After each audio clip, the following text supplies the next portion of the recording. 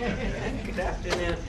Well, it's good to be back in Detroit, and so we're here back today to thank all the folks for the work that they are doing to help organize, register people to vote, and get them out to vote. Today, early voting begins in Detroit, so it is good to be back here and obviously to be in a great American city and to applaud it for being just that, a great American city with a lot of hardworking folks who have grit and ambition and deserve to be respected for all of that.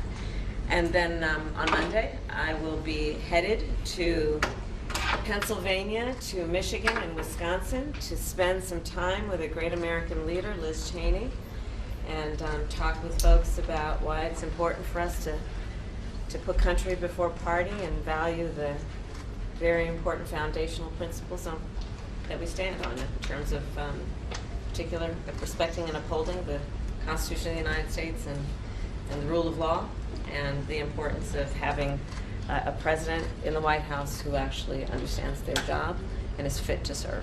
So with that, I'll take any questions. On early voting, are you concerned the Republicans are cutting the Democratic strength for early voting, and what are you seeing in the numbers now, and how do you feel about them? Well, what I'm hearing is that we're seeing record turnout. What I'm hearing is that in Georgia, for example, we're beating all records in terms of early voting, and in North Carolina. And in fact, today in Michigan, I'm going to challenge the folks here to do the same. So, you know, I don't yet have enough data to tell you who's voting for who and or how they're leaning, but I think it's great that people are turning out and voting and being active. It's what we should all want, right, in our democracy, that people understand it's their civic duty, but also that they can make a difference. We'll go to Nancy at Bloomberg right here. Thank you.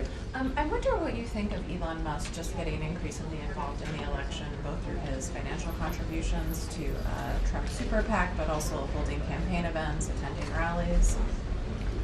I mean, listen, I think that the most important thing that any one of us could do right now is pay attention to the issues that are at stake, and there's a lot at stake. We are looking at, as I say repeatedly, because it is true, two very different visions for our country. And Donald Trump has proven himself to be increasingly unstable and unfit, and he's trying to take us backward. He is someone who demeans the American people, who has no actual plan for uplifting the middle class, no actual plan that is about any sense of optimism in who the American people are and what we are capable of doing. And I think that that's really what's most important in these remaining, I believe it's 17 days of the election, which is focusing on the issues themselves and reminding the American people they not only have a choice, but they have the power to decide the future of our country through this election. Madam Vice President. Andrea right here at Reuters. So yesterday you called out Assad Turfi, one of the elected officials here in Arab American. He's faced tremendous backlash since you mentioned his name at the rally.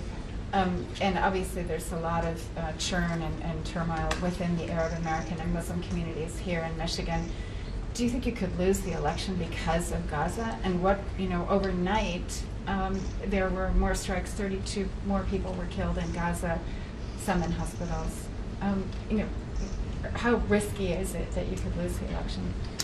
Well, it is undeniable that it is something that everyone is aware of what is happening there. I speak publicly all the time about the fact that there are so many tragic stories coming from Gaza, and of course the first in this phase of everything that has happened, the first most tragic story is October 7th and what happened that day, and then what has happened since. And I think what's critically important as we look at this moment is, one, acknowledging the tragedy of what has happened in Gaza in terms of the extraordinary number of innocent Palestinians who have been killed, and taking that seriously and speaking truth about that. In addition, of course, to what I said about what happened on October 7th in terms of 1,200 innocent Israelis being slaughtered, women being horribly raped. And then fast forwarding to today with the killing of Sinwar, this creates an opening that I believe we must take full advantage of to dedicate ourselves to ending this war and bringing the hostages home. But it's not working so far. You know what, listen, as it relates to the issues in the Middle East and in particular in that region, it has never been easy. But that doesn't mean we give up. okay? It is always going to be difficult. It does not mean we give up. We can't give up. We have One more from question? Tamara, Thank you. NPR. You've been doing some more sort of Trump rapid response. I'd describe it, responding to him in near real time in recent days. It feels like something slightly different from the way you were handling it before, and I'm wondering why that shift.